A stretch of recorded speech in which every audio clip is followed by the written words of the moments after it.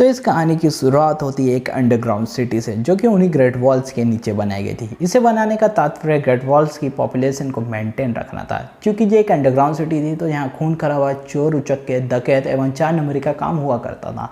और इसी सिटी में एक लड़की रहा करती थी जिसका नाम था कुचेल एकरमैन। वेल, ये यहाँ प्रोस्टिट्यूट का काम करती थी और इसी चक्कर में उसे एक लड़का हुआ जिसका नाम था लेवाई एकरमैन। क्योंकि उसके साथ किसी ने नाजायज़ संबंध बनाए थे, इसकी वजह से ना उसे पता था कि इसका फादर कौन है और ना ही लेवाई को मालूम था। कुचेल ने उस बच्चे को छोड़ने के जगह उसे पालने का सोचा और उसका नाम रखा लेवाई। लेकिन किसी बीमारी के चलते कुचेल की भी मौत हो गई और वो उसी पलंग पर मरी पड़ी रह गई। ये सब देखने के बाद लेवाई, जो कि एक छोटा सा बच्चा था, वो उसी पलंग के साइड में जाके बैठ गया। फिर इतना सब होने के बाद और कुछ दिन बीतने के बाद वहाँ एक व्यक्ति आता है जिसका नाम था कैनी एकरमैन। वो देखता है कि कुचेल उस पलंग पे सोई हुई है। वो कहता है कि तुमने अपना वजन बढ़ा लिया। तभी पलंग के साइड से आवाज़ आती है कि वो मर चुकी है। ये सुनने के बाद कैनी मदहोश हो जाता है और वो वहीं बैठ जाता है। वेल, कैनी और कुचेल का रिश्ता भाई बहन का था। जब वो पूछता है कि बच्चे तुम कौन हो, तो वो कहता है लेवाई, सिर्फ लेवाई। और कैनी भी उससे कहता है कि मेरा नाम है कैनी, सिर्फ कैनी। क्योंकि वो समझ जाता है कि ये मेरी बहन का ही लड़का है, तो वो उसे अकेला नहीं छोड़ सकता था और ना ही वो उसका बाप बनना चाहता था। लेकिन कैनी ने लेवाई को अपने साथ ले गया और उसे जीने का तरीका बताया। वेल, कैनी ने उसे वो हर चीज़ सिखाई जो कि उसे मालूम था। उसने उसे छुरी चलाने से लेकर किसी का खून करना या फिर किसी का गला काटना या फिर किसी से कैसे बात करनी है, ये सब चीज़ें सिखाई। कैनी उसे इतना ट्रेन करना चाहता था ताकि लेवाई अकेले जीना सीख जाए। जिस दिन उसने देखा कि लेवाई एक बंदे से भिड़ रहा है और वो उससे जीत गया, तब कैनी ये समझ जाता है कि अब लेवाई अकेले रह सकता है। ना कैनी उसे बताता है कि वो कहाँ जा रहा है और ना लेवाई उससे पूछता है और वो लेवाई को छोड़ देता है। तो कुछ समय बीतने के बाद लेवाई बड़ा हो जाता है और वो वहाँ चोरी करने लगता है। बेसिकली उसके टीम में 2 मेन बंदे थे। पहला था फर्लैंड एंड दूसरी थी इजाबेल। वेल, जैसे जैसे कहानी आगे बढ़ती जाती है, इन तीनों की मन में आज़ादी की भावना जागने लगती है। वेल, अगर आपने अटैक ऑन टाइटन ध्यान से देखा या फिर आप देख ही रहे हो तो आपको एक बात तो समझ में आई होगी कि जब तक इन्हें आज़ादी नहीं मिल जाती, ना ईरेन ढंग से बैठेगा ना लेवाई ढंग से बैठेगा। वेल, जैसे कहानी आगे बढ़ती गई तो एक बिजनेसमैन लेवाई को कहता है कि अगर तुम मेरा काम, यानी कि एक स्क्रॉल जिसमें मेरे काले चिट्ठे लिखे हैं प्लस एरविन स्मिथ जो कि सर्वे कॉप का लीडर है, उसे मार दोगे तो बदले में तुम्हें आज़ादी और बहुत सारा पैसा मिलेगा। आज़ादी का मतलब इन अंडरग्राउंड सिटी से वो बाहर जा सकता है और उसे कोई वापस बाहर नहीं पहुंचाएगा। वेल, अंडरग्राउंड सिटी से अगर कोई बंदा बाहर जाता है तो उसे वापस अंडरग्राउंड सिटी में ही भेज दिया जाता है, तो इसके लिए उसे आज़ादी मिल रही है। वेल, लेवाई और उसके दोस्त ये टास्क एक्सेप्ट कर लेते हैं। तो कुछ दिन बीतने के बाद और एक चोरी के दौरान लेवाई का सामना होता है मिलिट्री पुलिस से और प्लस उसके दोस्त भी उन मिलिट्री पुलिस से बच के भाग रहे होते हैं। लेकिन एकदम से लेवाई और इनके दोस्तों को रियलाइज़ होता है कि ये शायद मिलिट्री पुलिस नहीं है। वेल, लेवाई के दोनों दोस्त यानी कि फर्लैंड ने इजाबेल को पकड़ लिया जाता है और तब लेवाई के सामने आता है एरविन स्मिथ। एरविन स्मिथ लेवाई को भी पकड़ लेता है और वो लेवाई से कहता है कि अगर मैं तुम्हें मिलिट्री पुलिस को सौंप दूंगा तो शायद वो तुम्हें मार भी दे, लेकिन अगर तुम मेरे साथ चलोगे तो शायद तुम बच जाओ। क्योंकि एरविन स्मिथ ने देखा कि लेवाई और उसके दोस्त एडम गेयर का बहुत अच्छे से इस्तेमाल कर पा रहे थे, तो शायद वो उन्हें स्किल बंदे देखने को लगे।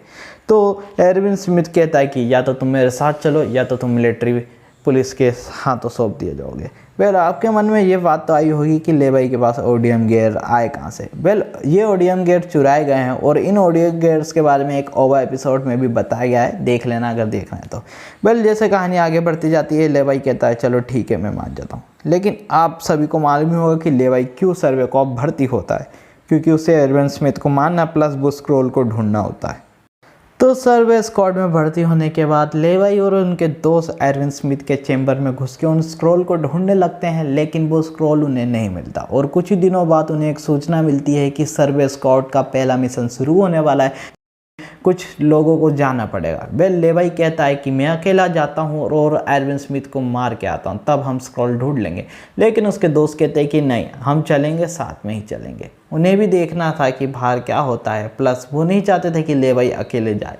तो लेवाई मान जाता है और उन्हें साथ ले जाता है। जैसे सर्वे स्क्वाड का मिशन शुरू होने लगता है तो उन्हें ग्रेट वॉल से बाहर जाना पड़ा और साथ ही में कुछ टाइटन से भी लड़ना पड़ा। वेल, लेवाई शुरुआत में तो बहुत से टाइटन्स को मार देता है और उसके दोस्त केवल एक एक टाइटन्स को मार पाते हैं। तो इसी दौरान जब वो सर्वे कर रहे होते हैं तो वहाँ बहुत घमासान बारिश होने लगती है। इतनी बारिश की कुछ देखा नहीं जा सकता था। तो लेवाई उनसे कहता है कि मैं आगे जा रहा हूँ ताकि मैं एरविन स्मिथ को मार सकूँ। बिल उसके दोस्त भी कहते हैं कि जाओ आप, बिल्कुल कोई टेंशन की बात नहीं है, हम यहाँ संभाल लेंगे। लेवाई को उन पे संकोच तो होता है कि क्या ये संभाल लेंगे, लेकिन वो दोनों कहते हैं कि हाँ हम संभाल लेंगे, आप आगे जाओ।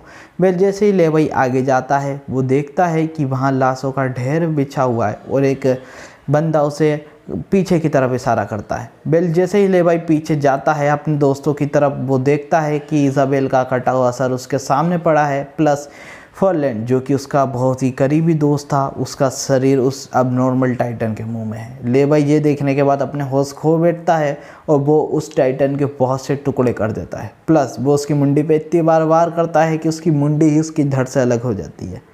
और ये सब होने के बाद मैंने पहली बार लेवाई को रोते हुए देखा है पूरे एनीमे में, सिर्फ इसी समय। वेल जैसे ही पानी रुक जाता है एरविन स्मिथ वहाँ आता है।